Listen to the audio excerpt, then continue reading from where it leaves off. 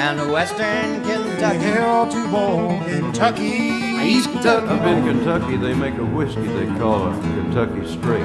What's up, y'all? It's Tatum. And DJ. And you're listening to the Hustle and Holler podcast. We're super excited to be back this week. Another extra special guest. EJ is going to introduce him.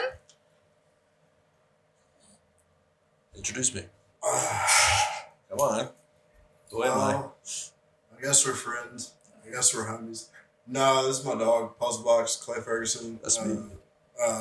Musical genius, great dude. I'm the greatest. I'm the greatest.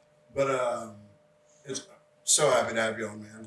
Glad you're here. Glad we get to do shit like this together. But yeah, no, I'm super happy to be here. Looks great in here. Glad you guys got it going on. Looks very professional. It's funny, we've had a lot of guests on, like a lot of them are our friends, so it's funny to sit down and like do this with people you really know, but like we really know each other. We've really been in the trenches together, so like yeah, that's for sure. It's crazy to say that we've come this far and we get to do shit like this together now. It's awesome. Yeah. Tell us about yourself. I mean, you're a DJ, obviously, but like tell us about yourself. Tell us about your genre, especially like, you know, you're the diversity hire, so like I am the diversity hire, yeah. You know, you gotta spice things up on your lineup every now and then. You can't just have the string bands and funk. I don't know, man. I've jumped through a lot of different genres. Gone by 2 different names by now, you know. And it's just been fun. I've tried to keep it casual, not make it work, so I could just explore soundscapes and synthesizer sounds and tracking drums and shit. It's just been a good fucking time, and I don't know. I enjoy it. I'm having a good time playing the right shows. I feel like I played more shows when I was more of a rhythm DJ, and now that I'm onto this like funk, R&B, lo-fi kind of vibe, I feel like I'm playing less shows but the right shows. You know, I'm super excited about that. Sometimes that's what it's about, is playing the right shows and finding that space. And kind of like going into that, what has it been like for you to try to find a space here in Owensboro? Well, you know, years ago, I feel like it was a lot tougher when I feel like there was a lot more bigger egos in the music scene, and everyone was a little bit more jaded, still trying to run around and kind of make a name for themselves and whatnot. And now that we're older, it's been smooth sailing. I feel like people are giving EDM as a whole a little bit more respect, which is nice because it does take a lot of work to do what I do. And I respect string bands. I play guitar, mandolin, all that. I did that whole thing for a while. And, you know, I just like to branch out and do cool stuff. I like old boom bap fucking beats. I've always liked hip hop. So, I don't know. It's what it is for me. I like good ass fucking grooves, man. And we got to hear some of those at Willie Stock. Yeah, man. You know, talk a little bit about that experience for you, because like EJ said, the diversity hire, completely different. You're set apart, and it's a great fucking show. Oh, yeah, man. That's a wonderful place. I really appreciate EJ, the people at Gnome Gardens and everything. That's my favorite festival, favorite venue to play. They give me the space to like have a good solid set, people that want to hear me. It's really nice, and like I feel like I fit in there, man. Like every time I get off stage at Willie Stock, or even when I'm just late night noodling around, people give me the props and the fist bumps and stuff, and it's really not been like that in any other space that I've been invited into. It's always been like, you know, I'm kind of on pins and needles or stuff to the 2 a.m. slot or the 10 a.m. slot, which is all fine. I don't mind a midday show. I'm getting old, you know. But yeah, Willie Stock's been great. And if you've caught my shows there, you know that is lightning in a bottle, man. Like magic happens at the Willie Stock stage. It really is. This year, it was like for me really cool because you were literally sampling Nectar and Nina, and then like minutes later you were playing Young Dolph. Yeah. You know, and like that's like me to a core. And it's so interesting to be able to be in that setting. And like you said, like the relatability to the crowd and seeing them react that way and having that connection is really, really cool. Yeah, that's a big part for me. I like to focus a lot on the live show. I've put out a couple little mixtapes here and there just to kind of stay relevant online. Really. Right. That's a big part of music nowadays. But really my live shows really what I like to focus on. Especially the last Willie Stock, I added Yancey and Sam Lewis, you know, some live elements that I really, really enjoy because it's all about the groove and staying funky, and like I like innovation on stage and improv and, you know, doing the jams, you know. Well, like you said, you love doing the jams. So like how much of that comes from like how we came up, you know, going to Terrapin, watching all these jams in, because you and I have both been lucky to have been a part of this shit for a long time. And we've together, separate. We've seen a lot of shit that like I don't know. It's hard to describe. Like Yeah. some of these live shows that we've been to have been truly magical, and like we've been doing this a long time, We've dude. seen Like some wild stuff, and all that stuff has had an influence. You know, the whole. I feel like bluegrass, especially in our little tiny niche that we have going on, is a lot more jam influence and stuff, and that definitely influences my both producing and live shows. I like the long, drawn out transitions where things get weird and you're just not sure what's about to happen. And then, maybe I pull out the young Dolph, or maybe I go into something melancholic and low fly. You have no idea. Just keep it guessing. And the way jam bands control a crowd, and get that feedback, and you're like, we're all here together. You get them dancing and you get that connection with the crowd. That's what I really do it for. I love it. It's great. So that's probably why I haven't put out a lot of music online, just because I really just like to mix, and I'd rather be there for an hour because no one's going to listen to my whole tape. You're not jumping online listening to EDM, my whole fucking tape. But my live shows are something else. You can dance with your girl, sit in the back with a balloon. It's all a good fucking time. hell yeah. And I mean, it's true. Like I said, we've been fortunate enough to experience a lot of different things. Oh yeah. As far as live music, and you as a DJ, because I'm not a big EDM person. Yeah. You're the one that got me into it, and like other local DJs that we're friends with that are like local legends, like Andy and Clark. Oh yeah. There was a really big scene built here, and we both both came up under that. Like yeah, and like coming up, even before like getting into the wooked out scenes, I was a rave kid long before I went to my first festival. So really, that was my first introduction to like the counterculture kind of music scene, was rave kids. And then like I figured out, hey, we can do this for 3 days in the woods, and I've always loved bluegrass. My grandpa was in a bluegrass band forever, and I played in a couple, but yeah, you're a hell of a guitar player and a mandolin player. We've sat around tons of fires while you jammed out. Yeah, and all that's fun. I just prefer making beats. I don't know. I like the head nod and hip hop culture, I enjoy it. And I think we have a lot more in common than a lot of people think. And like you said, I never really was into EDM. Well, EDM is such a broad, huge term. Like a lot of people are like, well, I don't like house music is what they mean. If you come to one of my shows, you're not going to find something that's too far off of like a funk band, It is more electronic, and I've got the wubs a little bit. And it's more bass heavy, but it's got the feel. Well, I mean, especially since Stock, when you incorporated the homies from Bones of Saturn, Nancy, and you got Sam Lewis, who's a phenomenal man. Yeah, I mean, we can't. He's an excellent. Sam gets in free to Willie Stock next year. You heard it here. No, you're paying twice. No, for free. But no, like adding musicians of that caliber definitely changed the vibe and like the timing you were on, because it definitely was like an elevation. Yeah, it made it more authentic, I think, because a lot of the stuff I'm doing on the decks, people can't tell. I just look like I'm up there giving it a tune-up or whatever. But, with the live elements and feeding off each other, you can kind of tell, something's going on. I'm watching a live performance instead of me just up there pressing play, which I never do, by the way. If you come see a Puzlbox show, I'm really doing shit. He really doesn't. You'll see me running up to the DJ booth every time. Yeah. I'm a scratch DJ now, kind of. When you see my little performance later, I'll do some scratch. I'm not great, but man, I just love it so much. Tipper's retiring this year, and I've just taken that on the chin. It's breaking my heart, but he's like the greatest scratch DJ of all time. Him and Chris Carnes, as far as I'm concerned. Daily Bread, throwing in all those old school samples and stuff. I'm really getting into crate digging, 70s R&B with boom bap beats and stuff. A lot of fun. I mean, definitely, because like I said, I'm not a big EDM guy, but we've talked about this before. Yeah. I have a love for RJD2. Oh yeah, and he's old school. Like I watched A-Track, those guys, the vinyl DJs. Dude, that's just hard. Crazy hard. I play at least a novice level about 3 or 4 instruments. DJing is the hardest thing that I've like picked up and made sound good. Because if you're in a band, and I'm not taking anything away from any band, I know it's all difficult, you're under a lot of pressure, but if you're in a band and you mess a couple notes up, the other guys can kind of pick that up for you. If I mess a transition up, everyone hears it. By yourself. Everyone hears it, yeah. Crickets. And, it's a lot of pressure, but I thrive in that condition, man. I love it. I love it. And so you've been doing this, we were talking like 2020. Something like that. Yeah, it's hard to remember. I've been through a lot since then. I was freebase for a while, and honestly, I was really picking up and playing lots of shows. And I even got some spots. I played with Jason Leach, and I've played with Rogue Red, some really bigger DJs when I was doing Rhythm and Tear Out and stuff. And then I came down with this little bad case of the stage 4 Hodgkin's lymphoma. Took me out the game for about 2 years. And a lot of shitty shit happened to me, but I digress. And, so I've just been kind of trying to cultivate a little bit of what I had back then. But again, like I don't play as many shows, but I'm definitely playing the right shows now. Right.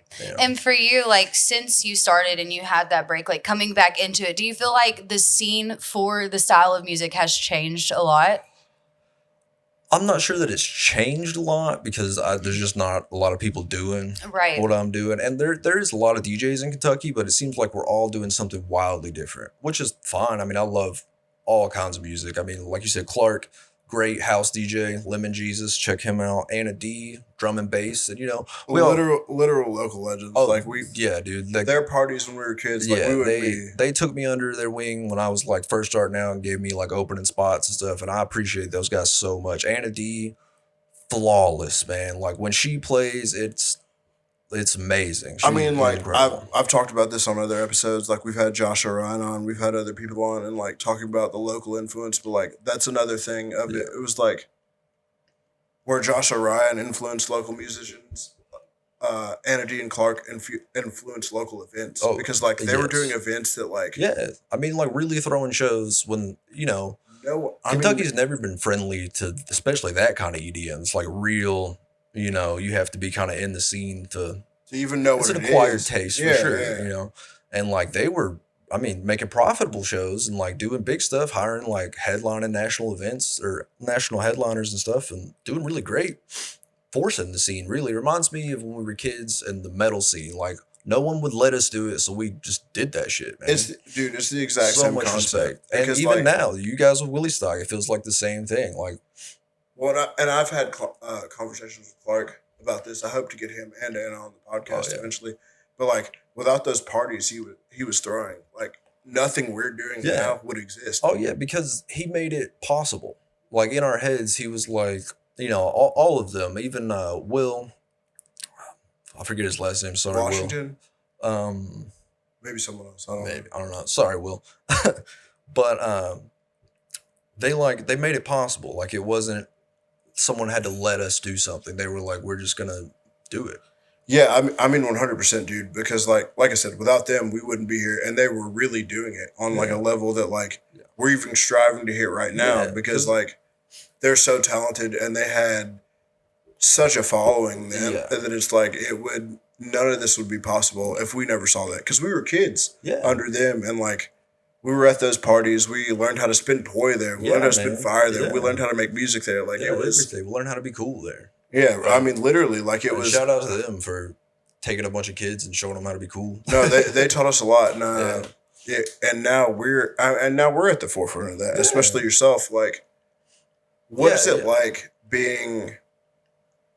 I wouldn't say the outcast, but like you're the only one not playing grass. Like anytime we book you, you're the only one that's not like people didn't necessarily come here to see you or like see my genre like any of that. Came here for a certain thing, but like obviously you're doing something different. So like what is it like to like try and get through that barrier and try and get through that?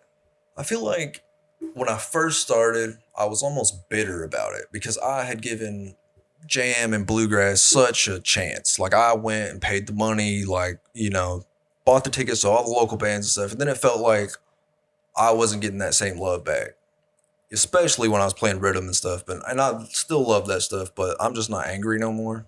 I don't feel those emotions, so I don't make that music anymore. I'm all about the hip hop now. And like, that's a lot easier to bridge to that audience than it is rhythm and stuff.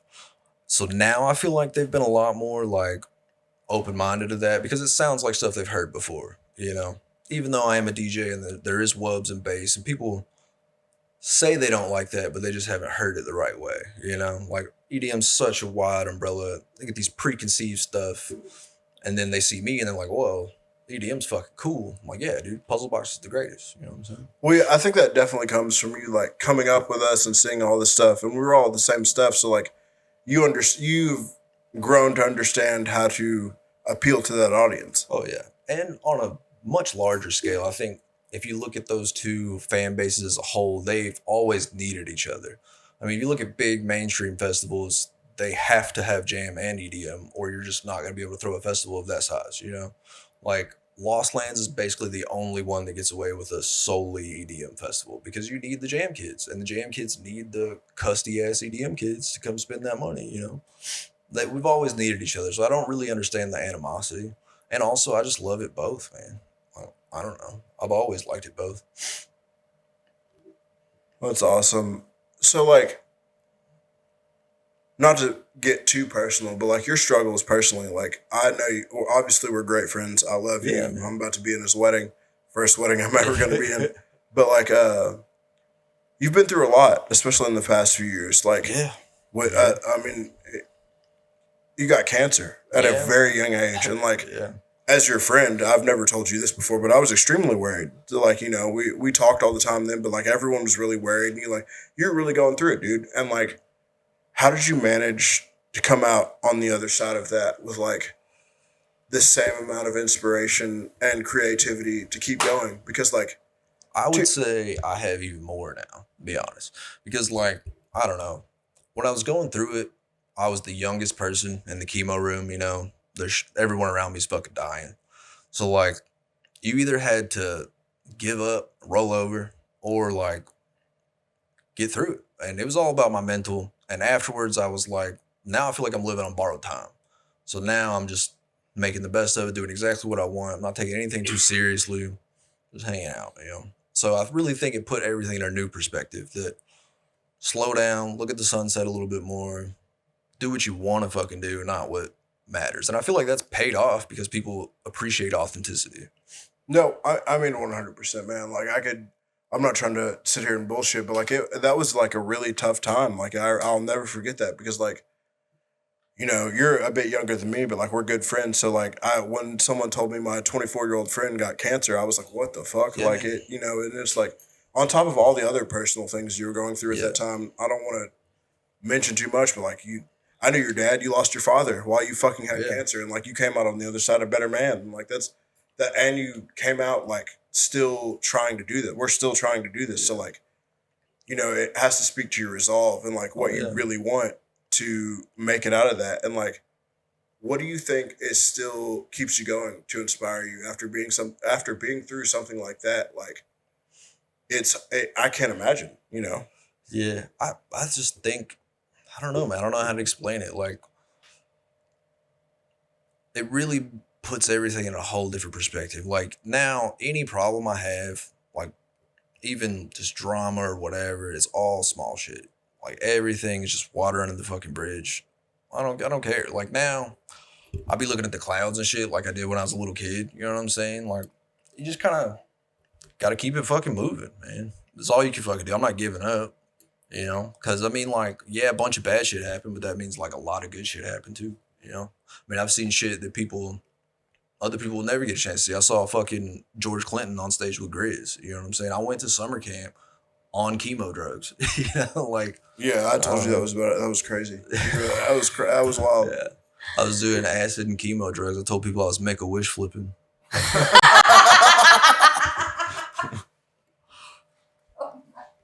But like, I don't know. Not to downplay it though, but like, some people will never be through experiences like that will make them that tough, or like give them the resolve that like you have or any of us have on this podcast, because we've all been through a lot. But now going forward, what are you gonna do to like? Because I know you obviously we talk about this all the time. What are we gonna do to like make a lasting impression? I know that's as important to you as it is to me, because like money's cool, all this shit's great, but like we're trying to build something that's sustainable. Something that matters, yeah, you know, for the culture. Yeah. Like, that's much more important to me than any monetary gain or any recognition I could get out of pretty much anything. I mean, I rarely ever charge for shows Because I know like some of the bands I play with, like that's their job, man. Like these are kids just trying to make it to the next show to make it to the next show. Give them the $100 you were gonna give me, dude. Like I'm playing 6-7 shows a year, showing up just to hang out with the homies, just I don't know, to make it easier for the kids that like really have a fucking shot. Because now I feel like I'm old and I got a good ass job now. I'm settled down, I'm getting married. Like, I'm just gonna hang out and try to support the kids that still have that real drive, that fire under their ass. Because I'm just hanging out now, man. Yeah, I think that's really important. I'm glad you said that because we're just trying to find something to like hand to them. Yeah, like, man. Because who else but us?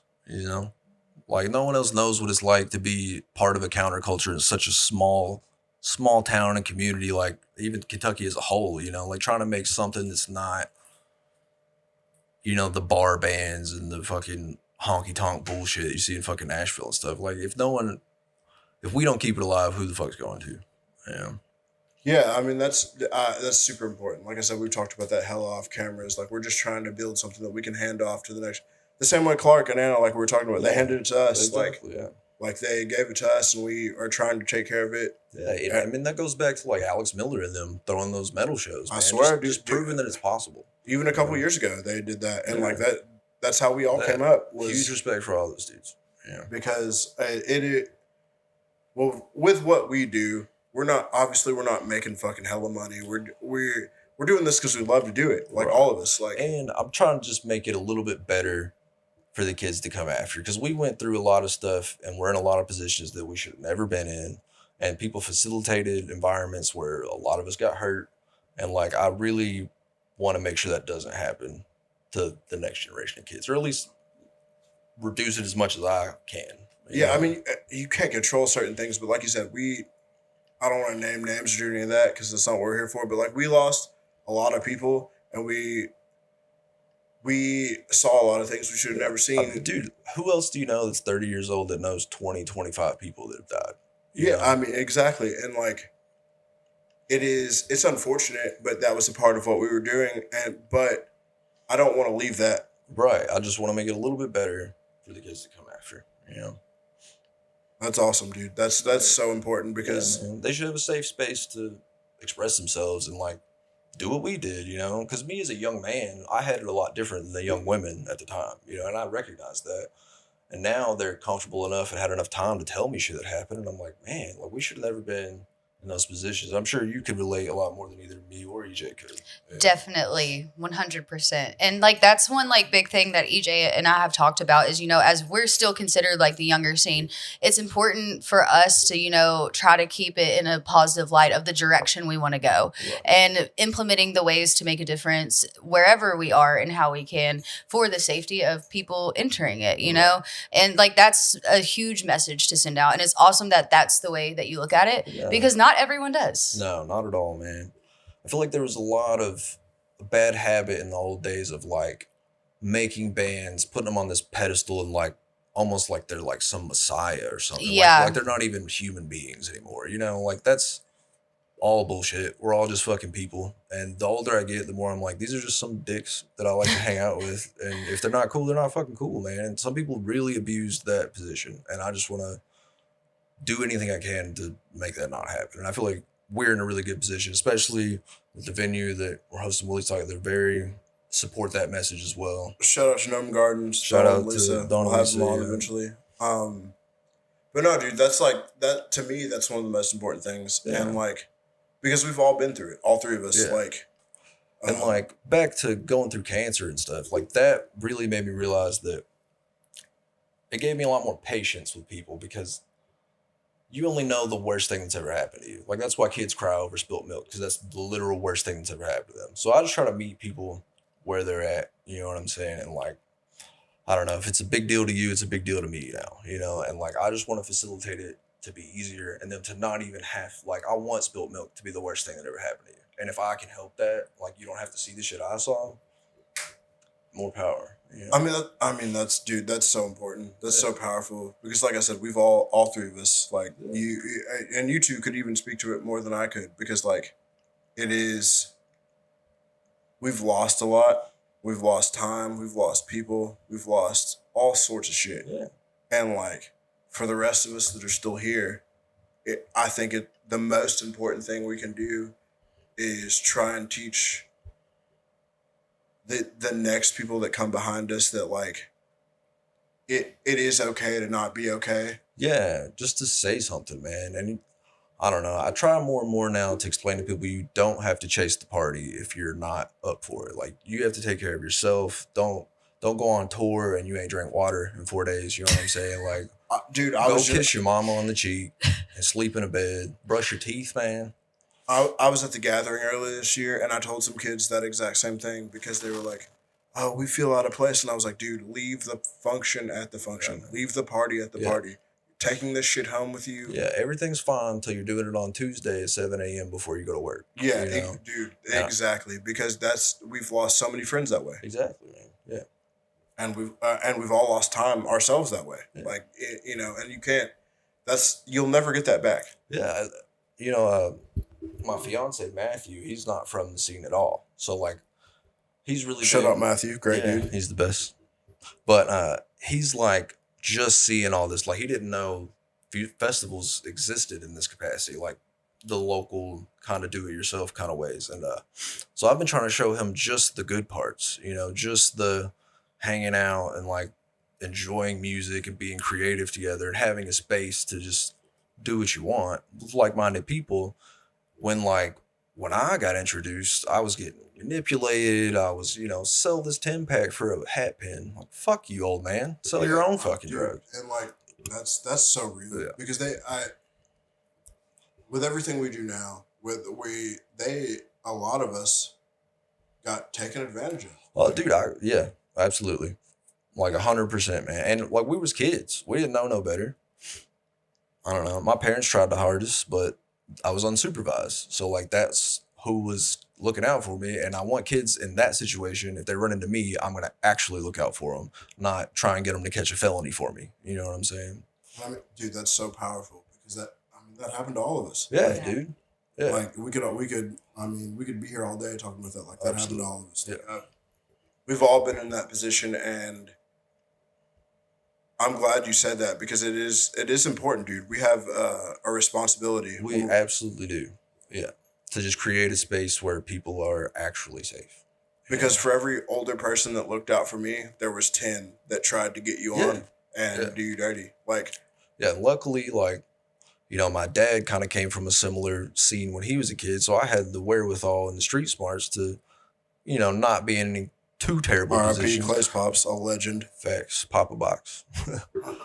But, so I had some prior knowledge and I saw kids that didn't, and ended up in real bad ways or even just aren't here anymore because they didn't know any better, man. And I want to teach kids to know better. They shouldn't have to have all this like defenses up, they shouldn't have to be walking on eggshells and shit like that, man. It should just be about the music.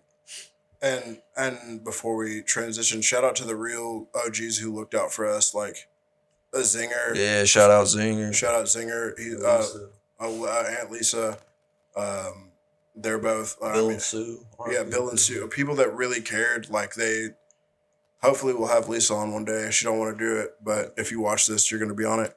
But like people like that really, like the people that really cared about us are still around. And like Lisa Vins at Willie Stott, like she really gave a fuck about us. Yeah, like man. For all the people that didn't, there were like some people who really they were definitely lights in the darkness for sure. Yeah, they tried to keep us from what they saw because they all experienced the same type of trauma and they didn't want us to go through that. Yeah. And for better or worse, whether we did or not, they really looked out for us. And so shout out to all those people who really did care. Oh, absolutely, man. Yeah. And there were lots of them. Probably more than there were bad. But I was trying to, fuck the bag. Why should there be any dude, bag, you can't. Yeah. The bad apples were in the bunch. So like we all saw it and we were all there. But, moving on, what are your goals as far as being in this scene and like doing what we do and like trying to break through the ceiling, I guess, so to speak? I think, among my goals are, what we just talked about, but I really want to kind of diversify the lineups and whatnot. Like I want kids to not think that the only way you can play shows with your friends is if you pick up a banjo. Like maybe go out and get yourself a $200 set of decks and see what you can do. You know, start listening to Parliament. Start listening to Portishead. You know, getting into lo-fi. It's okay. Do whatever you want. People will think it's cool. And that's like one thing that really stands out to me about you is that you're completely doing your own thing. Like I'm familiar in the EDM scene, have been to plenty of festivals. I was talking to you a little bit earlier about like Breakaway, and I felt like everyone there was just like so main. Like I enjoyed my time, obviously, but as far as the sets went, like it was very repetitive of what you were hearing, that mainstream and the egos, like we were talking about, showing out and being really strong. So like your message of like, do what you want to do, you know, is like so important, because I think that so many people right now in this scene do follow in so many footsteps that it does become such a repetitive cycle. And it's like making music in the way that you do is so creative. One of the most creative ways to make music. And it's so important that people do understand that it doesn't have to be just one way. Exactly, man. Like you could play the theremin if you fucking want to. If that shit bangs, it fucking bangs, man. People aren't gonna care, you know. And so like for that, if somebody was like wanting to get started in this industry and this specific way of music, what's like a piece of advice for like a younger person that you would give them? Just do it. Jump in, buy the program, do the whole thing. Like, don't try to pussyfoot around and buy you a couple $50 pieces of equipment because you're gonna hate it. Just jump in and do it, man. It doesn't matter. Even if you just make beats that you only play in your bedroom, or if you sell them on YouTube and like local rappers buy them for $5 a piece, man. If it makes you happy, do it, dude. Awesome, you know. Just do shit. That's really my message, man. Like, music doesn't have to be good; it has to be released. So just put that shit out. Yeah, I like that. That's a bar, dude. That is a bar. There are so many talented people we all know that are just sitting on shit. Great songs, man. And we'll never fucking hear them. Because, you can't be scared, I think. What's the worst thing that's going to happen? Someone tell you suck? Fuck them. Yeah. Can you whoop me or not? Facts. At what point, like, throughout your career, has there been, like, any type of milestone or, like, show that you've just been like, damn, I'm right where I need to be and this is for me? Yeah, the second Willie Stock, I was like, this is the shit. Because I changed my genre for the first one. I was like, done with the rhythm stuff. I've been doing it forever and I still love it, but it's just not as fun to produce. There's not as much complexity to it as there is to this stuff. And it's just so much more you can do live with what I'm doing now. And so just the crowd response there was incredible. The sit-ins with Yancey and Sam were nuts. It was great. I mean, I was pretty drunk for the last night, but the Thursday when you played, that was one of the most memorable moments, because it really felt like we did it, dude. Yeah, like, you know what I mean? Like we have come this far to where we're doing this all together right now. Yeah, that was me crazy. and all my best friends. And dude, Willie Stock's magic. Come to Willie Stock. Please come to Willie Stock. And like that second one was great, because the first one you played what you play, like a sunset set? I played like noon on like Saturday. Was it? Yeah. Which is great. I love those sets because they're all chill. Come get your blanket, mimosas and shit. You know, I like that. I did a real chill, like lo-fi set. Well, no, I remember you asked me afterwards. You're like, hey, like, can I get something different? I was like, of course. You know, obviously we're trying to help the homies, but like that really was special, because like everyone was up there, and there weren't a lot of like outsiders there yet on Thursday night. It was a lot of like our real friends who bought tickets, or people who were working. Shout out to all the volunteers and all that. And we were all up there together, and it was like it really was special. Like, and I did like 6 Nectar Valley remixes. That shit was fucking tight. It was super fucking tight. And then you hopped on stage with them. Yeah, man, that was cool. Late. Yeah. Outside of, you know, Willie Stock, for you talked a little bit about 6 or 7 shows a year is kind of where you stay at. Do you see like going forward doing any more, or just, you know, sticking to what you're doing because it's working for you? Well, you know, I don't really like expect a whole lot out of it. I try not to force it. I like to play. I feel like I'm at a comfortable level right now, but now I do have a lot more free time because my schedule has changed now. So a lot more free time. I'd like to play some more shows, but again, they just have to be the right shows. Right. You know, like I've done the bar thing, and it's never that fun. Like it's hard, you know. It's difficult, especially around here. And dealing with bar promoters is. And not a single, if you're talking Owensboro, not a single bar has a good promoter or person that is in there and in charge of getting their shit out. Especially doing what I do around here. Like, you can't, I'm not going to get in a bar on a Friday night and play anywhere, you know? I don't do the top 40 thing. So, right. You know, that crowd doesn't really want to hear what I'm doing. Well, I think your mindset, though, on it is important. Like 6 or 7 shows a year, like the shows that I want to play. Right. Like that's the important ones. Because you'll have a lot of people out here, you know, essentially pimping themselves out just so people will see them. But like, I think after a certain amount of time in this, you will learn that like, you got to find the right people. And like, that's important because like you said, 6 or 7 shows a year, but they're, you know, I've never been to a Puzlbox show that didn't have 100 plus at it, you know? Yeah. So that's definitely the right path because we can't compromise what we're doing for. No, definitely not. And like, I don't like to play for empty rooms, you know? So, I mean, I try not to take those shows, and it's just tough getting outside of festival appearances, having like a good energy and stuff like that. You know, the shows that I've played with like Anna and Clark are probably the best ones just because they do have, you know, people know their names and come out to those and they're excited about it. And shout outs to them for always thinking about me. But it's hard to get like a group of DJs together that are similar genres to put a well put together bill, you know. Well, and like you said earlier, they're not all like egomaniacal because like Clark and Anna know like they really care about building what you guys are doing and like be on the lookout where Clark reached out, but we're gonna do an EDM basement show in Banjo's basement. It'll be the first and only one, but. It'll be fun and like I said, they're legends locally and but they've really, I think without them we wouldn't have that mentality, you know. No, I think it just seemed a lot more possible after what they were doing. Yeah. So we've been sitting here talking about everything, but I asked you in the beginning, you know, Puzlbox. Where does that name come from? Is there a cool story behind it? What is it? I wouldn't say it's cool. What was your very first original rap name? Don't say it. So I used to play shows under Freebase, which was a sick name. I still like it, but it happened to be copyrighted. So I couldn't put out any fucking music without getting an email from SoundCloud or whatever. So I was playing Diablo, and I used to play the Wizard, Diablo 3. Shout outs to Austin. We were like top 10% in the world. Anyway. Shout out Reynolds. But the fucking Wizard has a artifact, and it's a fucking puzzle box, and it like changes and rearranges. And then I was watching Hellraiser, and that really set it in for me. I was like, yeah, Puzlbox is the fucking name. The most recent Hellraiser was fire. Yeah, back then I was not really producing much. You kind of genre hopping a lot, so really any set you never knew what the fuck you were gonna get. Yeah, so, you know, it was a puzzle, and it just looks cool on paper. Yeah, so. It's sick. I love it. Absolutely love it. So before we get out of here, are there any? What do you have coming up? Are there any venues you're trying to get into? Any things you're trying to get breakthrough? What do you have going on, and what can we do to break the Puzlbox?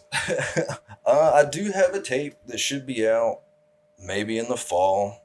I think it's going to be a lot of lo-fi stuff, big sample heavy. This one's I put the most love into. I haven't named it yet, but it's going to have 6 or 7 like real good fucking songs on it. So that's what I've been focused on quite a bit.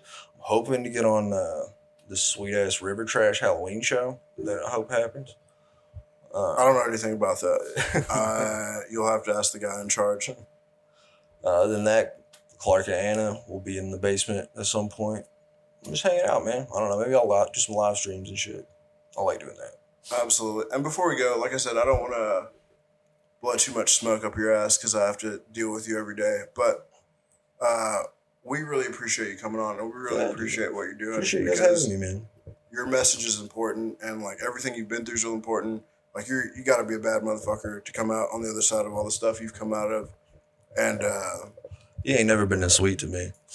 It's because we're on camera. I think he wants to kiss me. No, but honestly though, like we've been through a lot together, so like it's cool to be here now, and like it's cool to see everything you've done, and like it brings a tear to my eye, and like to book you for shit like Willie Stock and like, hey, we did this because like we came up together and we're really doing it now. And like, super glad we've all stuck together for so fucking long, man. No friend group does that shit, man. We've all been together like 15 fucking years. It's insane. Well, yeah, and I mean, man, like we've lost so much together and we've gained so much together. Yeah. So like you can't teach that. Like, dude.